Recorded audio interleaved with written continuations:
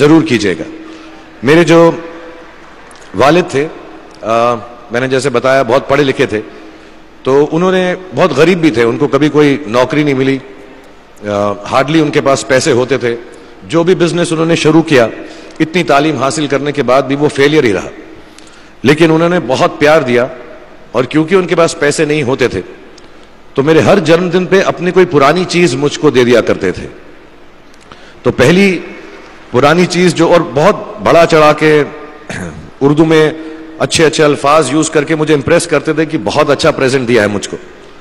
तो वो मुझे पहली चीज उन्होंने मुझे, ये मैं हर जगह पर बोलता हूं, स्कूल के बच्चों के फंक्शन पे, येल यूनिवर्सिटी में, एडिनबरा में, क्योंकि आप लोग सब अपनी लाइफ के उस थ्रेशोल्ड पे हैं जहां से आपको कामयाबी हासिल करनी है इंशाल्लाह। सो पहली चीज जो उन्होंने मुझे दी थी, उन्होंने मुझे अपना शतरंज का सेट दिया था, टूटा फूटा सा। वो शतरंज हर रोज खेलते थे। हनुमान मंदिर के जो हेड प्रीस्ट थे, पंडित थे, उनके साथ रात को जाके मेरे वालिद जो हैं शतरंज खेलते थे। और उन्होंने मुझे कहा कि शतरंज से आप जिंदगी के बारे में बहुत कुछ चीजें सीख सकते हैं। पहली ये कि कोऑपरेशन और साथ मिलजुल कर काम कैसे करना है। दूसरी ये कि जिंदगी में आगे बढ़ने के लिए कभी कभी पीछे भी हटना पड़ता है। तीसरी ये कि जो छोटे लोग होते हैं, जो आप समझते हैं, कई लोग ऐसी बात मानते हैं, जो पॉन्स होते हैं, जो प्यादे होते हैं, उनकी सबसे ज्यादा इज्जत करना जिंदगी के अंदर। कोई भी इंसान छोटा नहीं होता, हमेशा हमेशा जिंदगी में काम आता है। और कामयाबी हासिल करने के लिए आखिरी बात शतरंज ये सिखाती है हमको कि कभी कभी जिस चीज से सबसे ज्यादा लगाव होता है, जैसे रानी से अमूमन हो जाता है, कभी कभी उसे भी सैक्रिफाइस करना पड़ता है आगे बढ़ने के लिए। दूसरी चीज जो उन्होंने मुझे दी, मेरे पास है वक्त, 2 मिनट बोल सकता हूं मैं, सॉरी। दूसरी चीज जो उन्होंने मुझे दी थी, वो एक टाइपराइटर दिया था। आज के जमाने में आई डोंट थिंक किसी को, बहुत सारे बच्चे होंगे यहाँ पे जिनको मालूम भी नहीं होगा टाइपराइटर कैसा लगता है। अब सब कंप्यूटर पे काम करते हैं। तो टाइपराइटर के ऊपर जब आदमी लिखता है और अगर गलत लिखता है तो उसको मिटाने में बहुत तकलीफ होती है। So you have to be very diligent, बहुत ध्यान से लिखना पड़ता है। हम गलती नहीं कर सकते। और टाइपेक्स यूज करते थे टाइप को निकालने के लिए, कभी उंगली फंस जाती थी उसकी कीज के बीच में, मगर बहुत मेहनत से, बहुत डिलिजेंस से काम करना पड़ता था।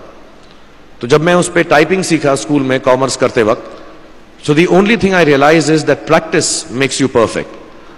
तो जो भी काम आप जिंदगी में करें उसको डिलिजेंस से करें, ऐसा करें कि कोई गलती ना हो, अपना पूरा दिमाग लगाकर करें, सोच समझ कर करें।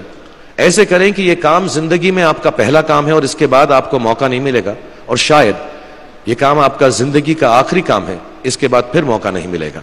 So do it with that kind of diligence. तीसरी चीज उन्होंने मुझे कैमरा दी थी, क्योंकि बहुत गरीब थे, वो कैमरा चलता नहीं था बिल्कुल भी, सिर्फ उसके व्यू फाइंडर से बड़ी अच्छी अच्छी तस्वीरें दिख जाती थी, लेकिन खिंचती बिल्कुल भी नहीं थी।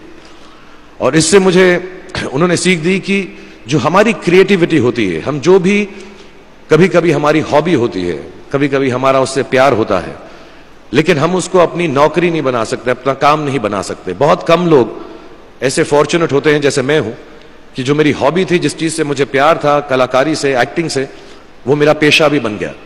अमूमन ऐसा होता नहीं है। लेकिन जो हमारी कला है, चाहे वो पोएट्री है, चाहे वो लिखना है, चाहे वो पेंटिंग है, चाहे जो भी चीज, गाना है, अकेले में गाना है, हमारी क्रिएटिविटी जरूरी नहीं है कि दुनिया एक्सेप्ट करे। जैसे उस कैमरा की तस्वीरें दिखती नहीं है, लेकिन उसमें देखने से खूबसूरत लगता है हर कुछ, वैसे ही आपकी जो क्रिएटिविटी है वो अपने लिए रखें। क्योंकि जिंदगी में कभी ना कभी, कहीं ना कभी ऐसा मुकाम आएगा जब आप बहुत अकेला फील करेंगे। हो सकता है दुख का समय भी आए, उस वक्त आपकी जो क्रिएटिविटी है वो आपकी सबसे अच्छी दोस्त होगी, दुनिया उसको माने या ना माने। मैं बहुत खराब पोएट्री करता हूं, लेकिन जब भी दुखी होता हूं तो लिख लेता हूं। सराफ साहब से मैं अब सीखना भी चाहता हूं। मैं रेख्ता पे जाऊंगा, मुझे लगता है ये कमाल की साइट है, थोड़ी मैं शायरी वगैरह सीखूंगा। मेरी शायरी बहुत खराब है कि हमने तुम्हारी याद में रो रो के टब भर दिए, वो आए और नहा कर चल दिए। इस लेवल की पोएट्री है। लेकिन जब दुख होता है, ये भी बैठकर जब लिखता हूं तो बहुत दिल को शांति मिलती है। आखिरी चीज मेरे वालिद ने मुझे दी थी, वो दोनों मिक्स है, मैं जल्दी खत्म करता हूं क्योंकि आप लोगों के पास वक्त नहीं है, आप लोगों को अपनी डिग्रीज लेनी है, सोच रहे होंगे इतना वक्त जाया कर रहा है हमारा ये।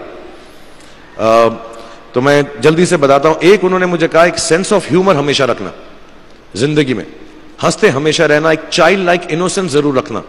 जैसे एक छोटे बच्चे की जो एक इनोसेंस होती है, जो उसका दुनिया की तरफ जो नजरिया होता है बड़ा इनोसेंट सा होता है, उसमें कोई खामी नहीं होती, गलती नहीं होती, अभी दुनियावी बातें नहीं आई होती, तो वैसी रखना। कई बार बचपन में मैंने जब बदतमीजी की या कोई गलत काम किया तो उन्होंने सेंस ऑफ ह्यूमर से मुझे बचाया। और जिंदगी भर अगर आप अपने ऊपर, अपने हाल पे, दुनिया पे, क्योंकि लोग आपसे हर कोई बात कहेंगे, अच्छी बात भी कहेंगे, बुरी बात भी कहेंगे, क्योंकि लोगों का काम है कहना। अगर आप उसको एक सेंस ऑफ ह्यूमर से देख सकेंगे तो जिंदगी जो है बहुत बेहतर रहेगी।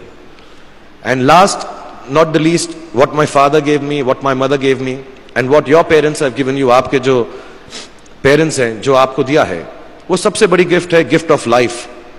जिंदगी की जो जिंदगी एक खुद ही सबसे बड़ा तोहफा है हमारी जिंदगी, और उसको वैसे ही ट्रीट कीजिए। जिंदगी के अंदर जो भी मुकाम आए, जैसी भी चीजें हो, अच्छा हो बुरा हो, कभी अंधेरा हो कभी उजाला हो, हर चीज को रिस्पेक्ट कीजिए और जिंदगी में ग्रेस रखिए हर इंसान की तरफ। हर इंसान जो भी आपसे जो भी बात करेगा वो अपनी मुसीबत के हिसाब से करेगा, अपनी हैसियत के हिसाब से करेगा, कभी गलत बात भी बोलेगा, ऊंची बात भी बोलेगा। जब आप काम करेंगे, जब आप बड़ी बड़ी कंपनीज के अंदर नौकरी हासिल करेंगे, आपका हमेशा झगड़ा रहेगा, जो मेरा जूनियर है वो ऐसी बात करता है, मेरा सीनियर जो है ऐसी बात करता है। लेकिन सब जो हैं जिंदगी से जूझ रहे हैं, इस जिंदगी में कुछ बनने की कोशिश कर रहे हैं।